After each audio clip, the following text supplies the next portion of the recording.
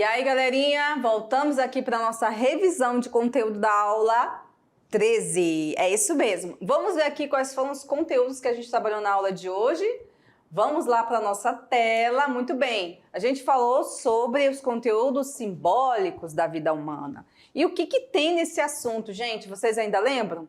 A gente começou falando sobre a diferença entre sociedade e comunidade, né? A sociedade é um grupo maior, uma coletividade, uma organização de pessoas geridas pela presença de formalidades e burocracias. E ela se caracteriza pela impessoalidade e a individualidade. Isso aqui, gente, a gente está falando de uma sociedade urbana, né? A gente lembrou isso lá na aula, que faz parte de um conceito da sociedade urbana. Já a comunidade, elas são coletividades menores, né? São organizações de pessoas geridas pela maior presença de costumes e tradições, tá? E caracteriza-se por relações mais próximas e pessoais. Então, essa comunidade, ela vai ter uma proximidade. E a gente deu exemplos disso, né? A gente falou das comunidades indígenas, das comunidades quilombolas, das comunidades ribeirinhas, né? E tantas outras comunidades que nós temos no nosso Brasil e no mundo que são menores e têm uma relação mais próxima, ok? Tá entendido aí? Então vamos para o próximo slide. Bom, e aí depois a gente falou sobre o conceito de alteridade, né? Que é essa visão, essa forma de compreender o outro, né? É uma visão de que a gente entende que a nossa sociedade, as pessoas, elas devem ter uma relação de interdependência e aceitar o outro como ele é, né? E também reconhecer ele como pessoa, sujeitos de direitos. Porque durante a nossa história, a gente viu que a colonização trouxe a marginalização do outro, as pessoas como se elas fossem umas melhores que as outras. E aí, depois do entendimento, reflexões, críticas a esse pensamento colonial, a gente percebeu que é necessário a gente praticar a alteridade.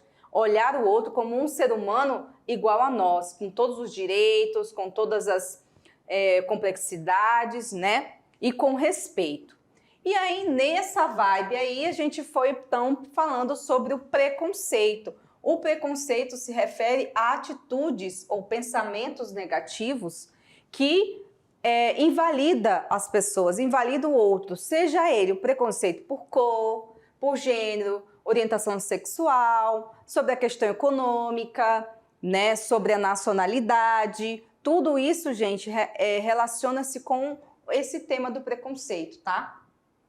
E aí a gente foi, mas ainda falando sobre o conceito de etnia, que engloba os aspectos da diversidade cultural. Nós falamos, né, que sem a diversidade cultural não existiria essas etnias com todas essas diferenciações de vida. E ela vai desde o aspecto religioso, político, linguístico e vai reunir um grupo de pessoas, né? Então a etnia, ela vai ser formada pela relação entre indivíduos, né? Não existe uma etnia de um só. Ah, eu sou da etnia, sei lá, uma etnia que só existe uma pessoa? Não existe, gente. A etnia, ela faz parte de um aspecto de grupo, ok?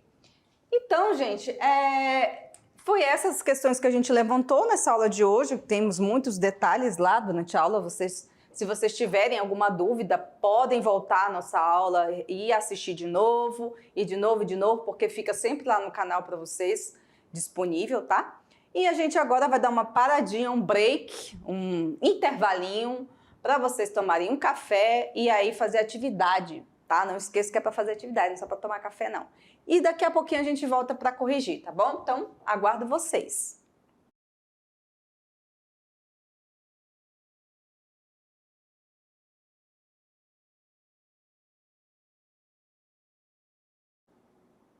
Muito bem, galerinha, voltamos aqui para a correção da nossa atividade, em que a gente falou sobre alteridade, preconceito, etnia e uma série de questões. E aí, pessoal, vocês conseguiram fazer a atividade? Como é que foi? Tranquilo?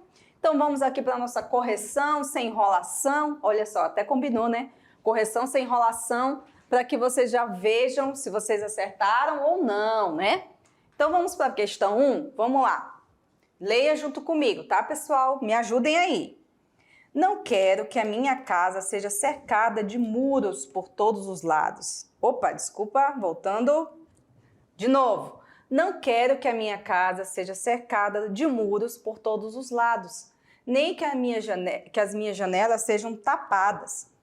Quero que as culturas de todas as terras sejam sopradas para dentro da minha casa, o mais livremente possível.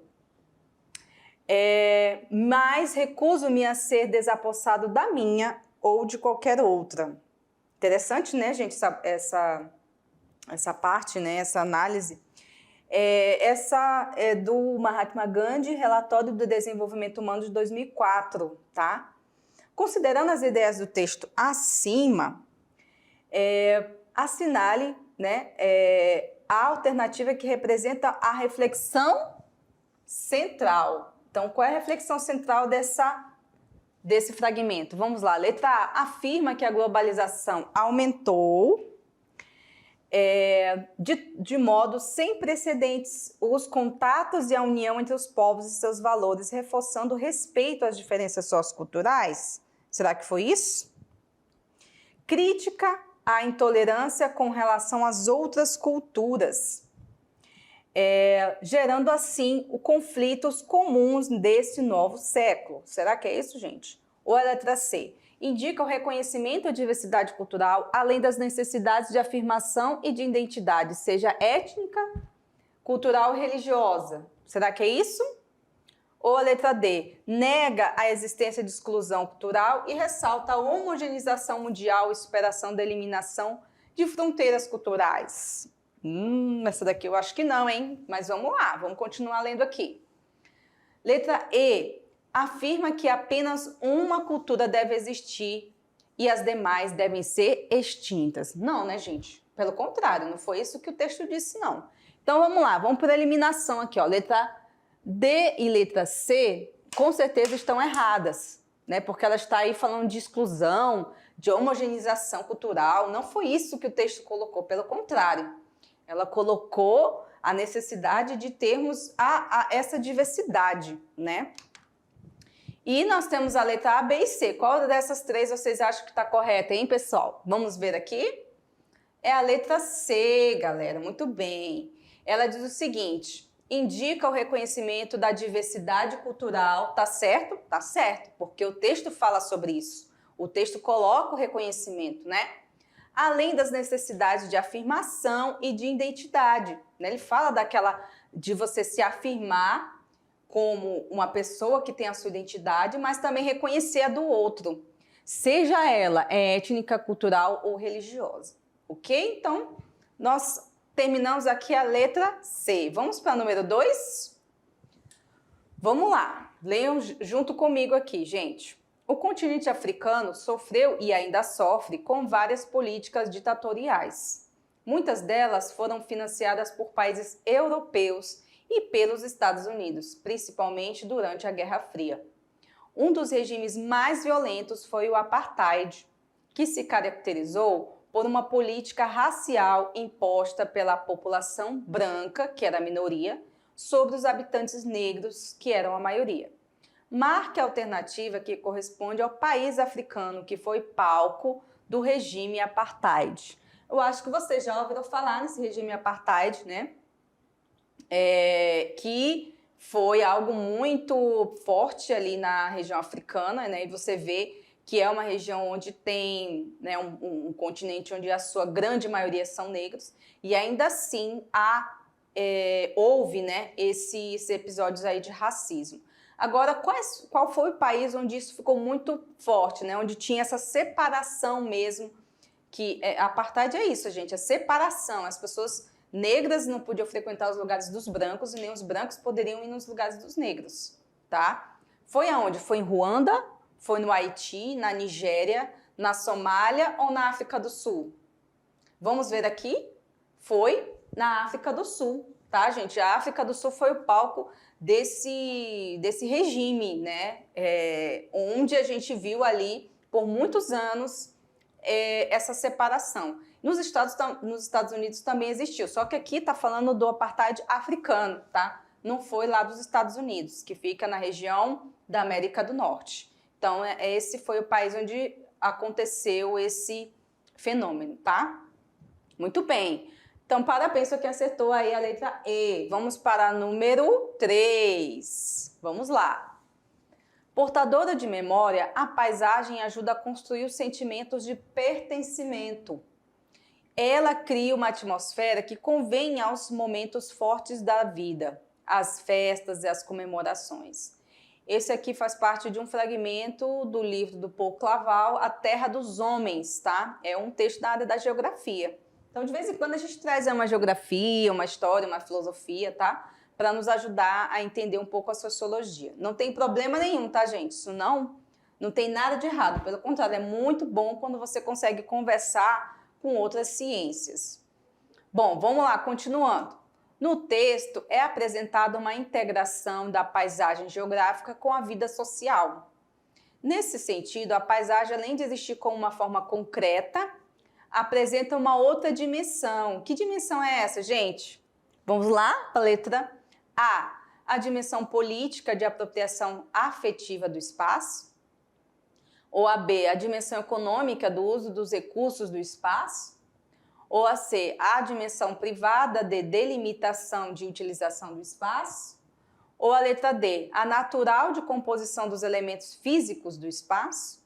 Ou a letra E, a simbólica, com relação subjetiva do indivíduo com o espaço. A letra A, B, C, D ou E, galera? E aí? Tá fácil ou tá difícil essa daí, hein, gente? Vamos lá? É a dimensão simbólica. Sim, gente. Por quê? Agora vocês me perguntavam. Professora, agora só colocou um negócio aqui de geografia, minha cabeça ficou toda bagunçada. Então, vamos voltar aqui à pergunta. O sentimento de pertencimento, como a gente falou lá sobre a etnia, né? Ela é elaborada na nossa cabeça, no nosso pensamento, sobre os aspectos subjetivos da vida. Então, assim, não é uma coisa que você pega. O pertencimento você pega nele? Você pega ele e troca de lugar? Você corta? Não, gente. O pertencimento é um sentimento que está dentro de nós, tá? Dentro de cada um de nós. Então, ele é um sentimento, é uma área de estudo subjetiva, ou seja, você não vê, não é? Você não pega, você não, entendeu? Não manuseia. Então, quando a gente fala de conhecimento em relação a isso, vai ser nos aspectos subjetivos que está numa esfera simbólica da vida.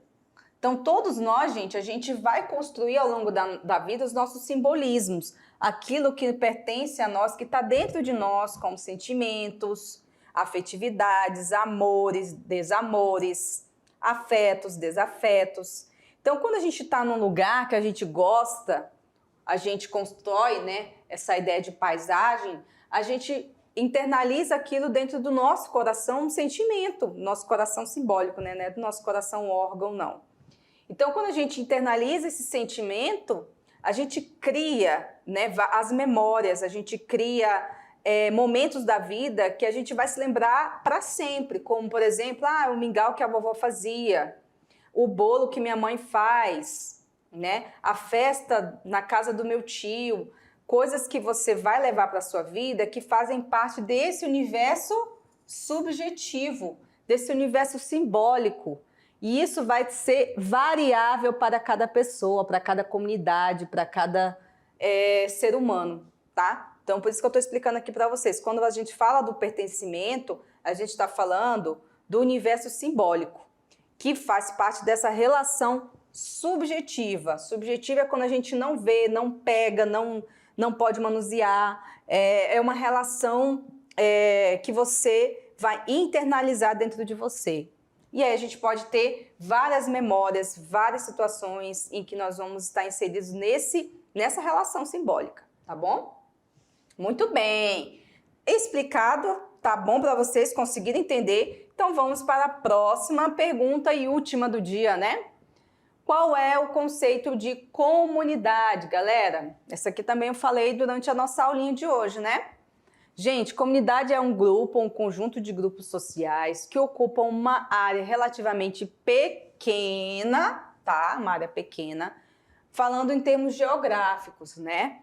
e ela é delimitada. E os seus membros, eles estão reunidos ali por laços de sangue, muitas vezes. Não é obrigatório ser de sangue, mas na maioria das situações são laços de sangue. E mantém sempre uma afetividade maior.